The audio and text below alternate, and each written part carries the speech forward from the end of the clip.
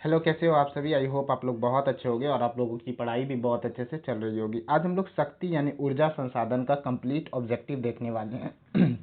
जितना भी ऑब्जेक्टिव आप लोगों के एग्जाम में पूछा जा सकता है वो सारा हम लोग एक एक करके देखेंगे। आप लोगों को अगर इसका नोट्स चाहिए तो आप लोग टेलीग्राम पे जोड़ करके इसका पीडीएफ नोट्स ले सकते हैं। तो हम लोग स्टार्ट करते हैं एक एक करके। सारा ऑब्जेक्टिव आप लोग देख लो। लगभग 20 ऑब्जेक्टिव है इस चैप्टर से ही सिर्फ। इसके बाद संसाधन चैप्टर पूरा खत्म हो जाएगा। इसके बाद हम लोग कृषि का ऑब्जेक्टिव देखेंगे।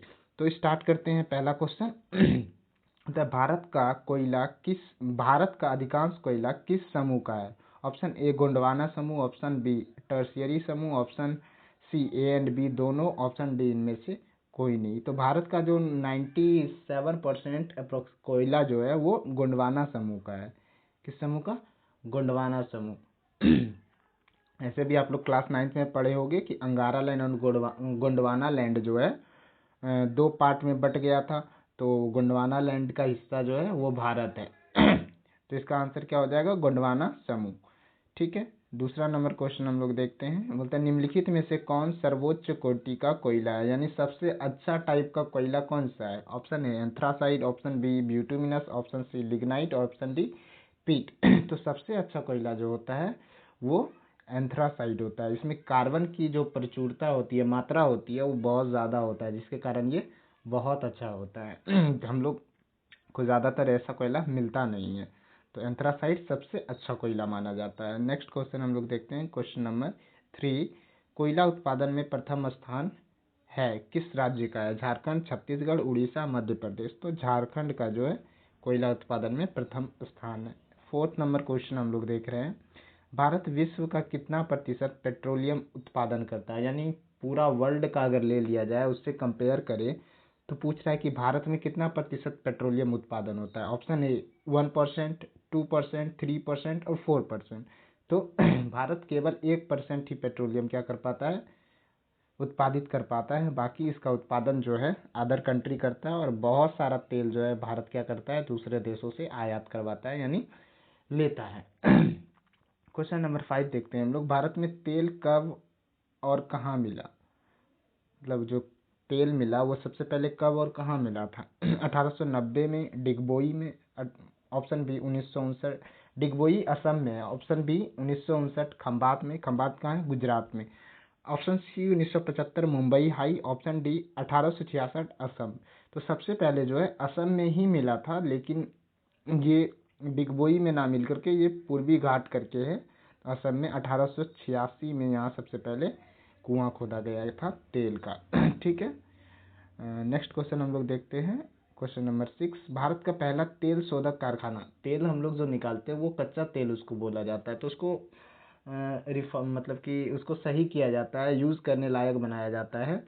तो मतलब एक तरह से शुद्ध किया जाता है तेल का। जैसे कि हेमेटाइट लोहे का अयस्क है, तो उससे क्या किया जाता है, शुद्ध लोहा लोहा प्राप्त किया जाता है, वो तो एक अयस्क है। उसी तरह कच्चा तेल प्राप्त होता है, उसको फिर शोध करके सही तेल बनाया जाता है जो हम लोग यूज़ करते हैं। तो बोल रहा है भारत का पहला तेल शोधक कारखाना कब और कहाँ स्थापित किया गया था। ऑप्शन ए 1954 में मुंबई में, option B 1901 Digboi, option C 1966 Rajasthan, D इनमें से कोई नहीं। तो सबसे पहला जो तेल शोधक कारखाना लगा था भारत में वो असम डिगबोई में लगा था 1901 में। क्वेश्चन नंबर 7 हम लोग देखते हैं। प्राकृतिक गैस किस खनिज के साथ पाया जाता है। यूरेनियम के साथ, पेट्रोलियम के साथ, चूना पत्थर के साथ, डी कोयला के साथ। तो पेट्रोलियम के साथ। प्राकृतिक गैस हमेशा वहाँ पे ही ज़्यादातर मिलता है जहाँ पे पेट्रोलियम मिलता है।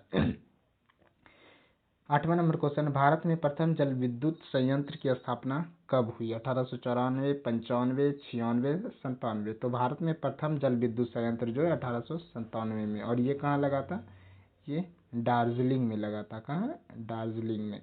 अगर पूछा जाए कि कहाँ लगा था तो आप लोग बता सकते हो, दार्जिलिंग। नेक्स्ट क्वेश्चन हम लोग देखते हैं। क्वेश्चन नंबर 9, शिव समुद्रम जल प्रपात किस नदी पर है। Option A Krishna, option B Kaveri, option C Narmada, option D Tapi नदी। तो ये इसका आंसर होगा कावेरी नदी पे शिव समुद्रम जलप्रपात है। ठीक है। ये दूसरा जल विद्युत जो है, दूसरा जल विद्युत संयंत्र लगा है इसी नदी पे। कौन सा नदी पे? कृष्णा, सॉरी कावेरी नदी पे। ठीक है।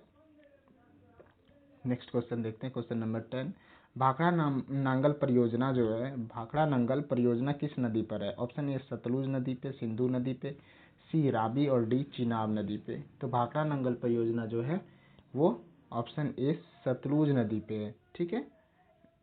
11 नंबर क्वेश्चन देखते हैं, बिहार का शोक किस नदी को? बहुत ही फेमस क्वेश्चन है।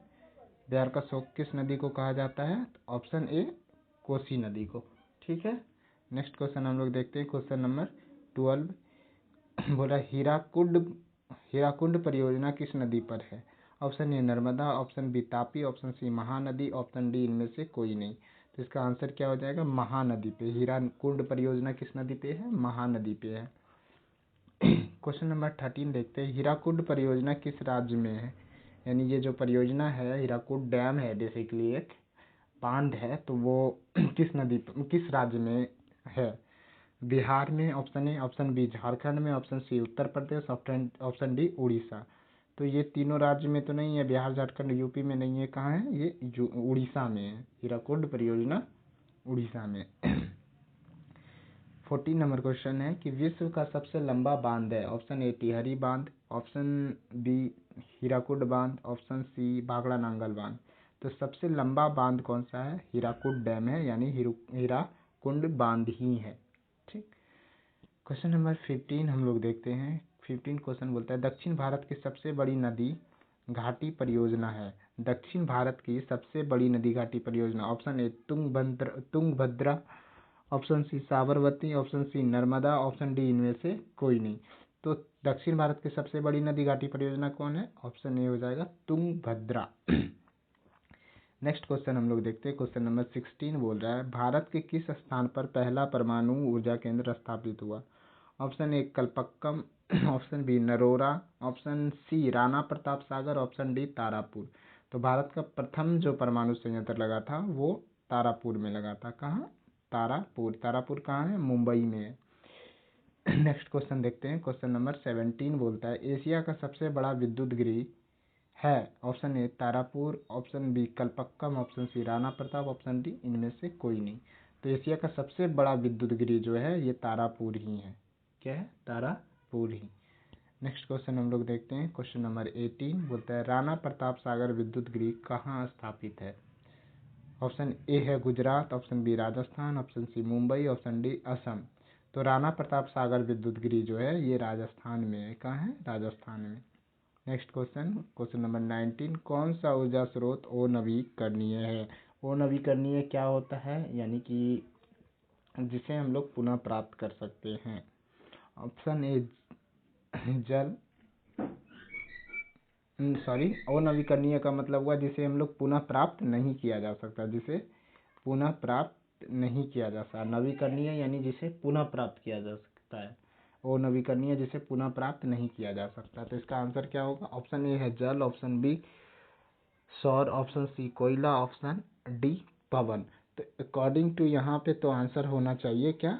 कोयला, क्योंकि कोयला को फिर से प्राप्त नहीं किया जा सकता है।